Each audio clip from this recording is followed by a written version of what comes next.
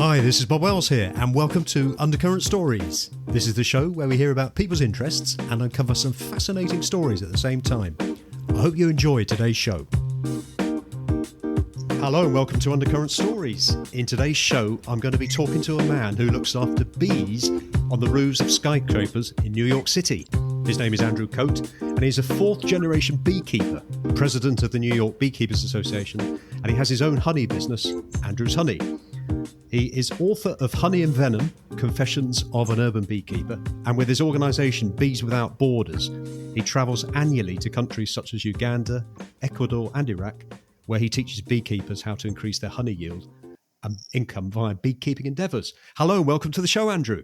Hello, Robert. Very nice to be speaking with you. Where exactly are you in the world? You don't sound like a native New Yorker to me.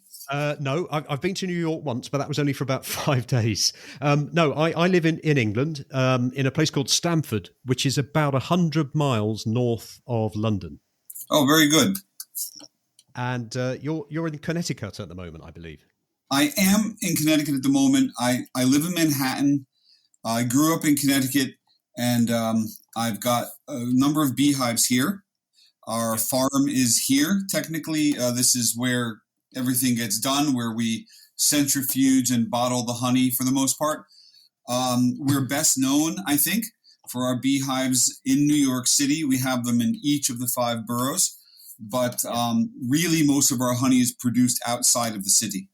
Oh, okay, yeah. Well, it's great to have you on. I mean, I was actually, I better just say for listeners how I got in contact with you. I was reading the newspaper, The Times, on Saturday, just last Saturday, and I saw the article about skyscrapers and honey, and it drew me in. And I thought, I must get in contact with you. And that's what I've done. So how have things been over the last 18 months, obviously with COVID and everything? How's it been for you? Well, it's been all right for me. And first of all, I'm very glad that you did contact me, because had you not, I would not have known that I was in your newspaper over there. Oh, right. Or my uncredited photo was there. Yeah, so the papers didn't tell me, so I appreciate that you did. But things have been very good for beekeepers during COVID, mostly because we have not had to contend with any traffic jams for over a year. That's all come back now. I recognize the seriousness of COVID. I'm not trying to downplay it. I just try to see the glass with as much liquid in it as I can. And so one of the nice things for beekeepers is that we've been able to get from place to place, apiary to apiary, without the usual problems of traffic and parking in the city. That has been a boon. One of the problems has been that many of the buildings on which I keep beehives, they were closed for a good period of time. Some still are. Some went out of business. So I had to move a bunch of the beehives in a very short period of time in March of 2019. But I'd say overall, there were more pluses than minuses. My children could not go to school because they were closed, so I had the young one with me the entire time. So his education was by fire with me in the bee truck, in the bee yards. And for better or worse, maybe he'll have more things to talk to his therapists about later, but I enjoyed it. Yeah, no, that's excellent. So before we talk about bees and honey and beekeeping in general, could you just tell us a little bit about your life's journey and how you actually got into beekeeping, please, Andrew? I got into beekeeping because my father is a beekeeper, as was his mother and her father and his father. So I come from a long line of beekeepers, and that's not a boast. I mean, I would have been happier, probably better off, had great grandpa started a law firm or a bank. But we have our own way of doing things, and it's very nice to have grown up with it.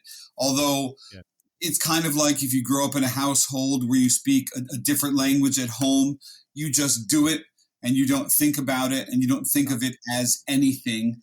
So we kept bees the way some people might speak Spanish or Mandarin at home, and it wasn't a big deal. And that's how I began anyway. And was your father a full-time beekeeper? Was it a full-time job?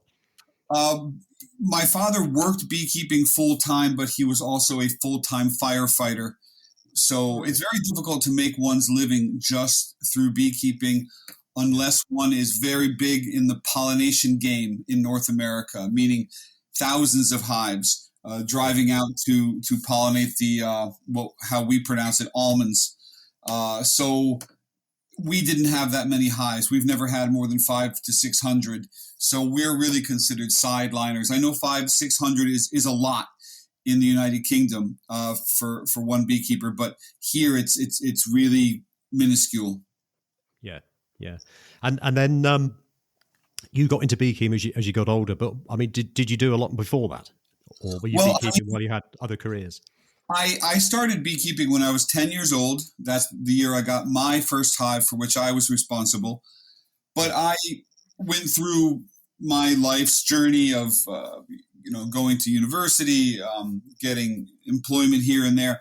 But I never really took to anything as well as I have to bees. I've been working bees exclusively now for longer than I ever had any other one job. And so, I taught at university. I have had a lot of jobs. And to be perfectly honest, and I write about this in the book, most of them were happy to see me go. I was never a good fit. I do better with the bees, I think, overall than in any other vocation. Yeah. Yeah, well, I mean, I'm looking forward to reading the book. I've ordered one, and I very kindly got a download from your publishing company to have a look. It looks really interesting, I have to say. Well, thank you. Prepared to be a little bit underwhelmed, but I do hope you enjoy it. No, it's certainly very interesting. I've got a number of friends who've always thought about, what would it be like to be doing beekeeping. I think it's a great interest. If a person enjoys poverty and stings, it's for them. Yes. Well, I'm going to try and avoid all the jokes of, getting hived off and getting stung here and there. I'm sure there's plenty of jokes that you've had over your lifetime. I hear them from time to time, and sometimes I hear a new one. I like bee puns and bee jokes. I like them a lot. Eddie Izzard has got a good piece on beekeeping. It's got to be 20, 25 years old now, but he's one of yours, I think, isn't he? I think he is, yeah. But I'll tell you, the other thing that I had on my mind the last couple of days when I've known this interview has been coming up and I've been doing a bit of research is, the Sting song, An Englishman in New York? Yes. Well, I'm not going to sing it, but I thought a beekeeper in New York would probably go very well with that.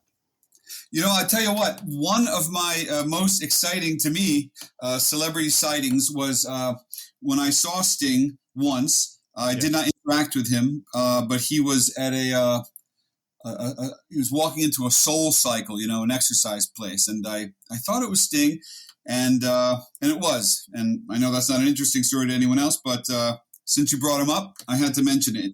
That's one of the fun parts of being in New York. You see a lot of these folks, and we're supposed to not react, and I didn't, but I certainly wanted to. But it was definitely him. I mean, here we go. We're going off to a tangent again, but do you know how he got his name, Sting? I believe it was because he was wearing a very fuzzy jumper that had yellow and black stripes. That's what I heard as well. Anyway, moving on. We call that a sweater over here, by the way. Oh, do you? Yeah. Well, yeah. I'm just taking into account, your people, your audience. Exactly. Yeah, we'll call it a shirt. So that would be fine. We'll do that. Just talking about the history of beekeeping, I'm sure our listeners would be very interested in hearing about the history of beekeeping. What's the history of it? Well, down in Bicor, Bicorp, which is a town a bit west of Valencia in Spain, there are some cave drawings which demonstrate a human taking honey from a hive that's on a cliff. And those are meant to be at least 10,000 years old. So wow. Human beings have been robbing the bees for at least 10,000 years, and probably longer than that. That's absolutely amazing, isn't it? So, and bees themselves, I was reading that they have very strange, well, we consider it strange as humans, but things like 5 eyes. They do. They have 5 eyes, and they have, 4 wings. They taste salt with their feet. They are unusual. Their hearts are in their bottoms, I believe. They have two stomachs. They are wonderful, magical little creatures, to me anyway. Yeah. And when you had your when you took the bees away just at the beginning of COVID, when all the businesses closed down, you obviously took them somewhere else. How did that affect them? That sort of transit from New York City to somewhere else. So the bees are completely indifferent to the fact that they are on top of a building or on a prairie somewhere. So it doesn't impact them at all, so long as I take that beehive and I move it at least 3 miles or 5 kilometers. If I do that, then they're going to be all right. Then the foragers will recalibrate where they are, because the bees, what they do is they leave the beehive and then they return to the beehive. But if that hive has been moved under 3 miles, then the bees might leave the hive and return back to the spot where it had been the day before. Wow. So there are tricks around it, but it's just easier and better for the bees if you move them at least 3 miles. So I made sure that each hive was moved at least that far. Which sort of leads to the next question. If you the bees themselves, how far do they travel I mean, has any research been done in terms of how far they travel in a day, in terms of going away from their hive and then returning? Well, they'll travel about that distance, about 3 miles, but they have been known to travel up to 5 miles if there's no food available. But it's a bit unusual. So the rule of thumb is they'll go up to 3 miles, but they will go the least distance possible in order to find their nectar or their pollen or the water that they're looking for, or the sap and resin to make propolis. So if there's something nearby, a quarter of a mile away, they're going to go there. But they'll keep expanding their search up to 3 miles on average. Yeah. That's a fantastic homing instinct, isn't it? It is. And if you take that beehive and you move it 1 or 2 meters to the left or the right in the middle of the day, all of those foragers who had gone out earlier will return, rather than to the hive, to the spot where the hive was. And they will stay there and likely die, because they won't know that the hive has been moved. So using the curvature of the earth, the sun, magnetic pull, they can find their home exactly. But if you switch it up on them in the middle of that process, then they are lost. That is absolutely incredible. And when they go and forage, do the foragers sort of go out together, or do they go individually?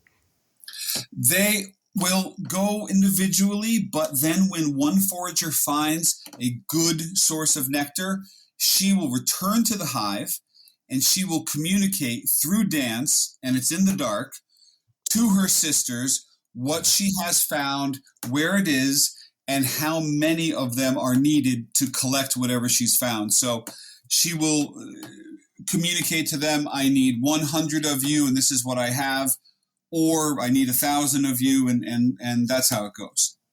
That's absolutely fascinating. I never knew that. Well, I tell you, for example, it is September now, and I sell honey at the Union Square Farmers Market in Manhattan. And in September, there isn't a lot of food available for the bees. So if they find something, they tend to really pounce on it. So if I have 1 bottle of honey open, or if somebody drops a pot of honey, or if a comb is exposed, I will not have 1 or 2 bees. I'll have hundreds or thousands there at the stand very, very quickly. So we have to be very mindful, particularly in the fall. In the spring, it's okay. There are so many flowers available to them, or in the early summer, no problem. But in the fall, they're quite desperate, because as a unit, as an organism, their colony is dying. Yes. The winter is coming. Yeah. I must admit, I've often seen bees, and it's fantastic when they're in the garden, but I've often seen them drinking at puddles and things like that. They must drink quite a lot as well. They do need water. And one of the mistakes that beekeepers often make, and I have been guilty of it myself, is that we do not provide a good, fresh, clean water source near the hive. And that's a problem, because then they have to spend more time and resources sort of gathering water and perhaps going a farther distance, or they'll become a nuisance. For example, in the city, they'll drink from the drips of air conditioners, or they'll perhaps in the suburbs, go to someone's pool. So yes, they need water, and the beekeeper is responsible to provide that. The other question I've got regarding bees that you might see in your garden. So, here in the UK, got a nice garden. We get bees in. Are those bees what I would call wild bees? Have they got their own hive in a tree or something? Or is it highly likely that they belong to a hive perhaps down the road or something? It's very hard to say. I don't know enough about bees in the UK. I know that you have honeybees, and I know that you have many, many other types. So I'm going to speak to it about where I am in New York. So there are 258 types of bees in New York, aside from the honeybee. And so if I have one bee, be she a honeybee or another type of bee, I can't really be certain if she's from a feral hive or if she's from one of my hives or a hive that someone else maintains. Even if I can identify her, and I don't know all the types, one can never really be certain where that bee is from without some very serious investigative work, which is, a little bit too much to do. Yeah. If a bee, I mean, there's thousands of questions I could ask you, Andrew, and obviously we're limited by time, but just a couple more about bees themselves. If a bee, is it possible for a bee to go and visit another hive by mistake? Yes, it is possible, but it won't end well. So generally the foragers are all females. The foragers go out. Let's say one particularly industrious forager goes out. She loads herself up with nectar. She has pollen. She has 2 buckets of water, whatever she's got. She may fly back to her home right on target, and then a bit of wind might come. A little breeze blows her perhaps 1 meter to the left or right, and she lands on the entrance of another hive. What will happen is the guard bees, because there are guard bees at every hive entrance, they will relieve her of all that which she has foraged for all day, and they will probably let her go, but if she resists, they'll kill her. Wow. And the reason they know, I'm sorry, Robert, the reason they know that she's from another hive is her scent. Right. Each queen has her own scent, and all of the bees have absorbed enough of that it's very easy for them to identify whether or not she's part of their group. They are incredibly intelligent creatures by the sound of it. And you mentioned there that the guard. So they've all, they've got various roles, these bees. Yes. So worker bees, as the name implies, do all the work. They're all females. About 98%, 99% of the population are female.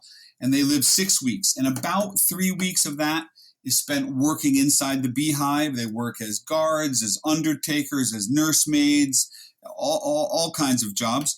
And then the second 3 weeks of their life, they're foragers. They go for water, they go for nectar and pollen and so forth. So they essentially, their life is divided into 2 halves. The first half working inside, the second half working outside. That's amazing. And I guess if they only live 6 weeks, they probably don't have time to hibernate in the winter. Well, bees don't technically ever hibernate even in the winter. They don't go to sleep. They just cluster up together and try to retain warmth enough and share food by moving in a sort of a circular pattern from the food to the inside. The queen stays on the inside, and she's kept at around 93 degrees Fahrenheit the entire time, hopefully, while the other bees on the outside just sort of keep shimmying and moving to generate warmth. Okay. And does the queen only live 6 weeks as well? No, the queen lives 3 to 4 years on average, and that is because she is fed a diet of royal jelly, which is a special food made for eggs under 36 hours old or for the queen bee. So because of her diet, she lives longer. She has every female bee, every worker bee, it has the potential to be a queen bee, so long as they're given the proper nutrition, that is royal jelly. If they are not given that, their ovaries do not develop. So queens are chosen by the workers rather than just nature all by itself. Have any studies been done on how and why a queen is chosen? Many studies have been done, and the best books on the subject are by Dr. Tom Seeley, Seeley. He's out of Cornell, and if anybody's really interested in getting deep into that subject, that would be a good source. My book is I hope entertaining, and people can learn from it. But I cannot say I went too far down the rabbit hole of science, because that would have been above my pay grade, as you could probably tell by now. Well, yeah, I mean, I have to say the excerpts that I've read are very good, and there are some amusing anecdotes that I can thoroughly recommend. So going back to your role in New York, obviously, I would suggest that, urban beekeeping is not something I've often thought of. Many listeners might not have either. We usually tend to think of it in the country. What's the difference between sort of looking after bees in an urban environment compared with a rural environment, Andrew? Well, one of the problems is if you get a bee in your ear or your nose and you become disoriented. If that happens to you in Yorkshire, you might fall down and you could hit your head on a stone. And if you do it in Manhattan on a roof, you can fall off the roof, and that has a worse outcome. I think that's one of the biggest differences, is just that you're on a building. But other than that, the actual work of beekeeping is very, very similar. There are some differences, like we have to be much more cautious about how we're going to make sure that they have their water. We have to be more careful that they're not disturbing the neighbors, because they're in much closer proximity, and that means just tending to them a little more judiciously than one might in a bucolic area. But it's not so different. The actual work is about the same. Yeah. I mean, for listeners' benefit, are you able to just give us a bit of a brief commentary on what a day would be like, where say, you have to go up Brooks Brothers in New York or something? How does the day start? What do you have to do? What do you take with you? And what sort of problems or issues do you encounter in that day? I'm happy to tell you, but I have to tell you that my day is probably not the same as most urban beekeepers, because most urban beekeepers are sensible and have regular jobs and have 1 or 2 or 3 hives as a hobby. My day, I usually wake up about 4:30 in the morning. I get ready. I'm on the road by 5 a.m. One of the reasons is because the traffic is lighter. Another reason is I need to find parking.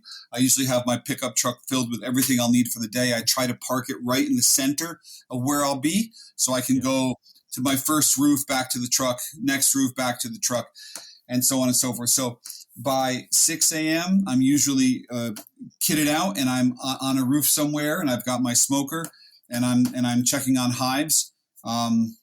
One of the problems with urban beekeeping, one of the difficulties for me with multiple locations is coordinating with this engineer or this doorman or this janitor, someone who I need to get into this building or get into that elevator or to open this door. And to do that is hard. So a lot of the time is spent just sort of dealing with people, and that's challenging. And that's not something that somebody who keeps bees in the countryside would have to deal with. So my day is spent going from place to place, managing my schedule and everyone else's schedule, problem solving, answering loads of emails and phone calls about bees. And I like it. I'm not complaining. I'm just sort of describing it to you. And then on the 2 or 3 days a week that I do a farmer's market and sell honey, I get up around the same time. I set up the market. And then from there, I'll run off and check bees, come back to the market, check bees, go back to the market. So, and I do this 7 days a week from April until late October. It's busy. I like it. It's hot, sweaty, a lot of heavy lifting. But I really love being up on top of these buildings and having this multi-billion-dollar view as my office. So I wouldn't trade it. I wouldn't do anything else. Not that anyone would have me, but I wouldn't. And do you have to go to the same hives every day, or is it every other day? How does it work in timing? I try to go to each hive once per week, but in all honesty, I don't make it that often. If I get there every 2 weeks, I'm satisfied. During swarm season, that's a little bit of a long gap, but I try harder in the spring to make sure that I tend to them very, very regularly.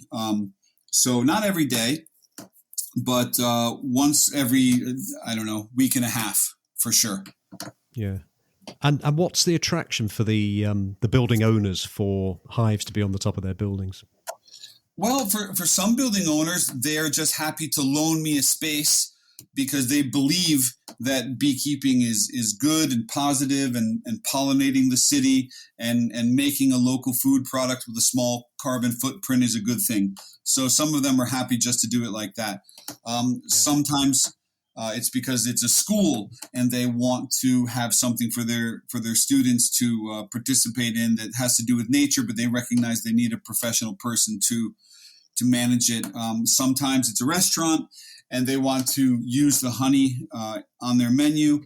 So different people have different motivations, but behind it all, I think, is just a recognition that bees are very important and they just want to be a part of it, I think. Yeah, and I know in London, I don't know whether we do it in London, we possibly do, and you would know, but we have quite a number of rooftop gardens. Is it the same in New York City? Yes, and we have more and more of that happening. We have a lot of green roofs, and a lot of the reasons, one of the big reasons behind that is that it soaks up excess water. So the water during heavy rains doesn't instantly get introduced into the system. And so green roofs are good for that. They're good to keep the buildings warmer in the winter, cooler in the summer. But yes, more and more, we're seeing green roofs and rooftop gardens. I know there's one couple in London who I'm particularly fond of, beekeepers, Bermondsey Street Bees. I don't know if you've heard about them. Yeah, I haven't actually. No. They're Sarah and Dale. They're fantastic. So if anybody in London listening is interested, I'd rush down there. They do small batch honeys from this place or that place, and all the bottles like mine. My honey from Union Square or from Central Park or from Williamsburg, they're all labeled as such, and they do the same thing. And there's this great family of beekeepers. I know beekeepers in Reykjavik and in London and Paris and Kyoto and all over the world, and we all know each other, and it's a great community. It's a wonderful, wonderful conduit. I've met so many fantastic people I would not have met otherwise. No, it sounds fantastic, and we'll talk about your work overseas a bit later on. But just before we do that, so you've got some bees up on a tall building in Manhattan. Would they go? I mean, obviously you've got Central Park. Is that the sort of location they would go, do you think?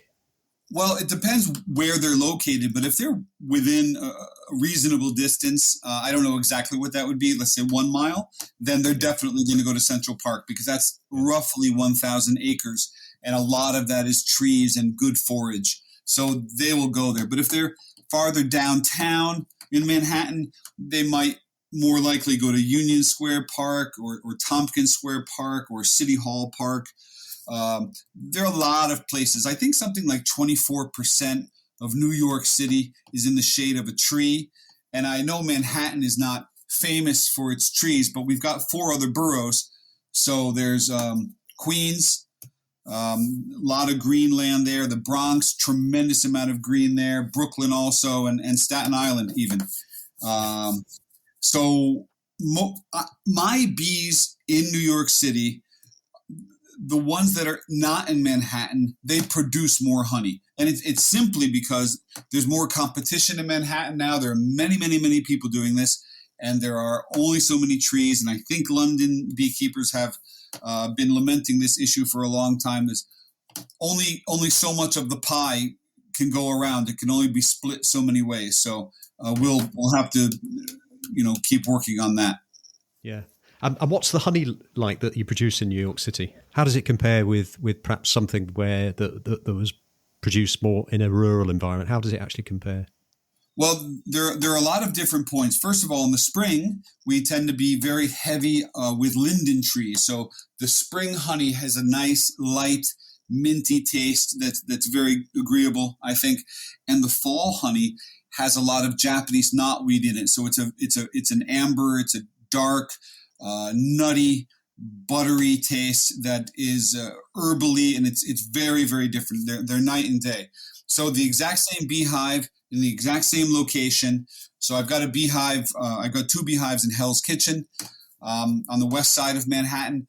In the spring, I'll get that nice light honey. In the fall, I'll get that nice dark honey, and the exact same beehives, just going to different places. But as far as comparing it to honey from the suburbs or the country, counterintuitive though it is, the honey from the city is cleaner and has fewer pesticides, and that's because very little spraying or chemicals are dumped into the city. That's interesting. And I guess, like you were saying, you're probably going to get more diverse section of plants. Definitely. So, for example, about 40 miles outside of the city, I have a place where I will get a lot of oak, maple, linden, all into the wildflower honey. But we're talking 4, 5, 6 dominant nectar sources, whereas in the city, there's something in bloom every day of the year. Yeah. So even though bees don't forage every day of the year, there's always some variety. There are very few indigenous trees in the city. Mostly it's been planted by people. So, it's different. It's different. Yeah. No, you mentioned Japanese knotweed there, and we've got some over here in the UK as well.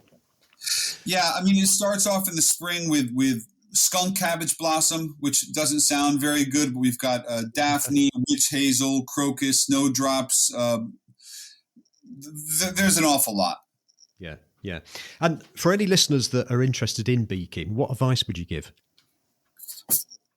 Well, the best thing they could do, aside from buying multiple copies and reading my book over and over, I think, and buying it for everyone they love, is to find a local beekeeping club and find a beekeeping mentor. This is much easier said than done, but really the truth is the best thing is to get your hands sticky with bees for at least one season before you venture too deep, because it's a little bit expensive perhaps, and is a lot of responsibility.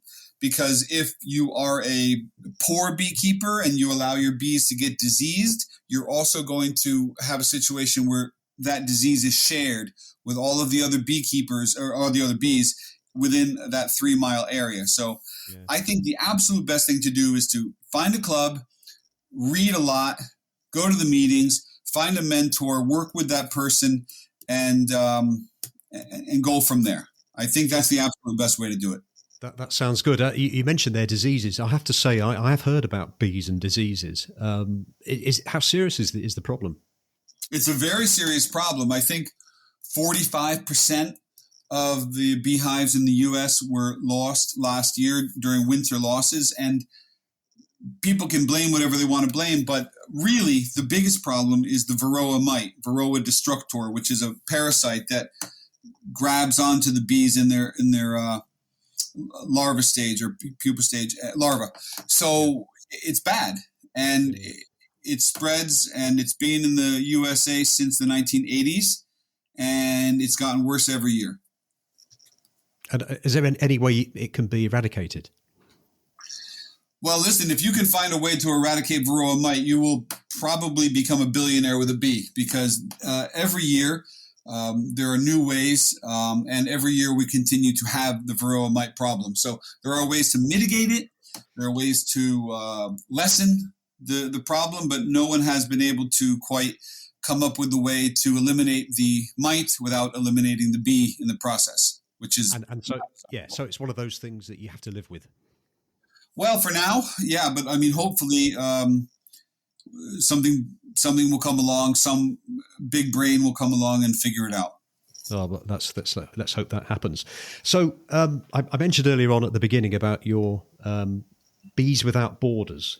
Are you able to tell us some of the stories and experiences and how and why you set it up, please, Andrew? Yes. Bees Without Borders is what we call over here a 501c3. It's a federal charity. The equivalent, and I have to say, there's a much better British version of it called Bees for Development. Yeah. So we do similar work on a smaller scale. We use beekeeping as a means of poverty alleviation. And in short, we go somewhere where we are invited, and we try to help people boost their own income through beekeeping activities. And the reason I started it with my father is because we were traveling anyway, visiting beekeepers anyway, and have always been interested in how other beekeepers do what they do. And so it combines four things that are very important to me: education, travel, philanthropy, and beekeeping. So we have worked in quite a few places all over the world, more than I can mention: Fiji, Ecuador, Haiti, Nigeria, Moldova, Uganda, Kenya, Tanzania, and more, and tried very hard to help people, if that be helping them learn how to market their honey better, or how to eradicate varroa mites, or how to breed queens. Whatever their needs are, we try to meet them, and that's about it.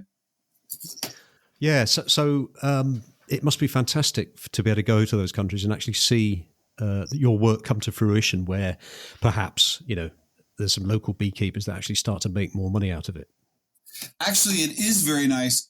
Usually, however, we don't get to see any fruits of our labors because they're such remote places that we just aren't able to keep returning, and often people may not have the means to communicate with us. However, this year, I went back to Kenya, and I was able to meet with some of the same beekeepers who we had trained in 2011, 2012, 2013.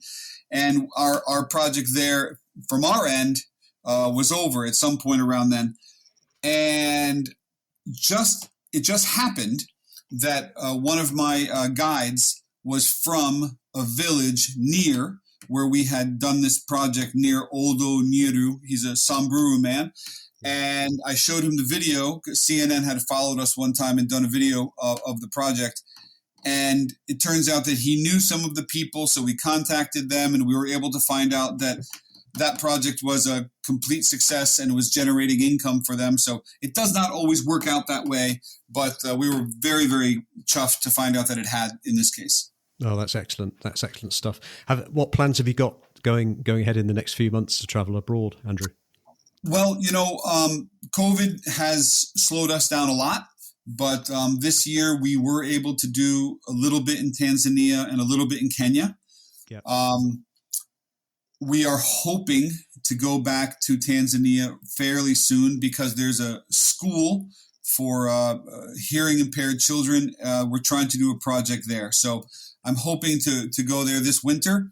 But, everything's in flux with the world as it is right now. Then we'd like to ramp it up a bit in 2022, so long as it's something we can safely do. Sure, yeah. So we've mentioned your book in passing as we've had this discussion, and like I say, I've started to read it digitally, but I'll be getting a hard copy of it, which I want to do. How are sales going for it? Well, you know what? I don't know because I have nothing to compare it to. I never wrote a book before. I know that they, a year later, printed it in softback. They had printed it in hardcover initially, and I suppose that's a good sign. I get checks every now and then. I think that's probably good. Excellent. I wrote it mostly because I wanted to write it, and I thought it would be interesting, and I had another child, and I thought, wow, this will help with that whole endeavor, because we live in New York City, and it's you've got to hustle a bit. I think sales have been all right. Well, sorry? So what I liked about it was, and like I say, I've had to skim through it in advance of the interview. What I liked about it was you've got stuff, the technical stuff and the biological stuff about the bees themselves, some stuff about honey. You talk about your travels. You talk about your family. It's not just a book about bees, is it? No. So it's 12 chapters, and I tried to somehow divide each chapter into 3 parts, where about a third of it was talking about what happens in the beehive during. Well, I didn't explain it well. There are 12 chapters: January, February, March, April, etc. So each chapter talks a little bit about what's going on with the bees during that month, because it's going to be distinct from the other months, and talking about some incident or activity, or I hope amusing story that happened during that month. And I think I've lost my thread.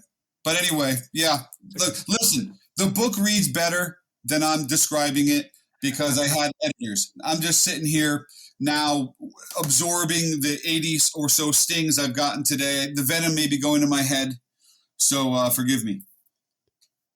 You get stung every day, do you? I don't get stung every day, but it's been raining all morning, and it's going to rain some more, and it puts the bees in a very, very bad mood.